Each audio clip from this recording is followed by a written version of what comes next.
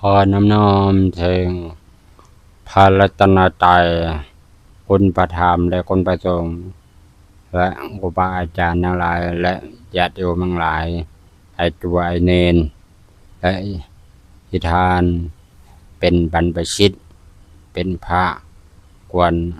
วรน่าจะเข้ามาศึกษาในเรื่องนี้เพื่อจะให้ความบ่ให้มีโทษบ่ให้มีภัยบ่ให้หมดความเป็นพระคันเฮาบ่มาศึกษาบ่มาเรียนรู้เฮาเอ็ดผิดไปและสิกไปโดยบ่รู้โตก็มีเนาะเฮาควรน่าจะเข้ามาศึกษาเรียนรู้นำกันเพื่อจะได้เป็นประโยชน์ให้ระมัดระวังโตมีสติทุกเมื่อเฮ็ดหยังลงไปอย่าเอาหยังเฮ็ดหยังต้องมีสติเพื่อความผาสุกของเฮาในอนาคตคันเฮายังมีชีวิตอยู่ไปแบบจะคุ้มครองจะบวชตลอดก็ต้องศึกษาเนาะเอามาเข้าเรื่องนี้กันเลยนะวิคูผู้ถือนะวิคูเมื่อก่อนก็ว่าต่อเนาะองค์แห่งปาราสิกสิกขาบทที่2นะฟังก็วิคูผู้ถือเอาของที่เจ้าของบ่ได้ให้ต้องอบัตทุกข์ต้องด้วยอาการ5อย่างคือ 1. บ่แม่นทรัพย์ที่มีนะบ่แม่นทรัพย์ที่มีผู้หวังห้าม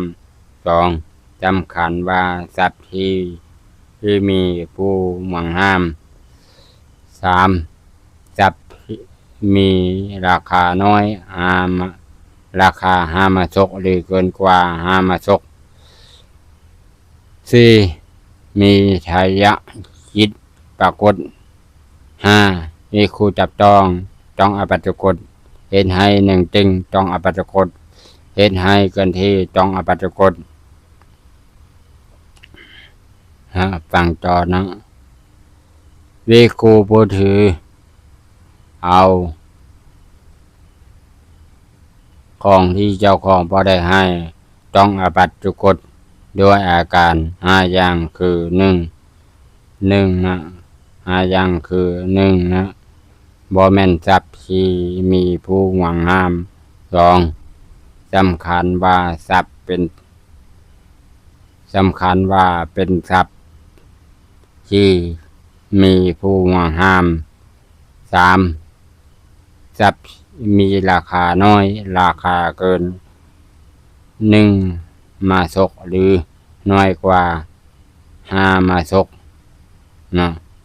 น้อยกว่า5มาซก 4. มีทายะจิตปรากฏ 5. มีคู่จับต้องอบัตทุกข์เฮ็ดให้หนึ่งจึงต้องอบัตทุกข์เฮ็ดให้เกินที่ต้องอบัตทุกข์มาฟังต่อนะภิกขุผู้ถือเอาของที่เจ้าของบ่ได้ให้ต้องอบัตทุกข์ด้วยอาการ5อย่างคือ 1. บ่แม่นทรัพย์ที่มีผู้หวังห้าม 2. สำคัญว่าเป็นทรัพย์ที่มีผู้หวังห้าม 3. ทรัพย์มีราคาน้อยราคา1มาซกหรือน้อยกว่า1มาซก 4. มีจิตที่จะลักปรากฏ 5. มีคู่จับต้องอบัตทุกข์เฮ็ดให้หนึ่งจึงต้องอบัตทุกข์เฮ็ดให้เกินที่ต้องอบัตทุกข์อันนี้ก็คือธรรมะมาเก่าเนาะอันนี้หมดไปนะองค์แห่งปาราสิกสิกขาบทนะหมดแล้วเนาะต่อไปเราก็มาฟังอานาปัตติวานหมายถึงหยังนะขอน้อมถึงความสุขที่ท่านได้เข้ามาฟังได้มาศึกษาได้มาเรียนรู้เอาไปประพฤติปฏิบัติบ่ให้เอาผิดศีลผิดธรรมบ่ให้เอาไปตกนรกกใหม่เฮาต้องมาศึกษานำกันเพื่อไปฝึกปฏิบัติให้ระมัดระวังโตนะสาธุอนุโมทนาที่ท่านเข้ามาฟัง เพื่อเป็นประโยชน์แก่ตัวเองและผู้คนอื่นแก่ไปให้คนอื่นได้เรียนรู้นำกันเนาะสาธุ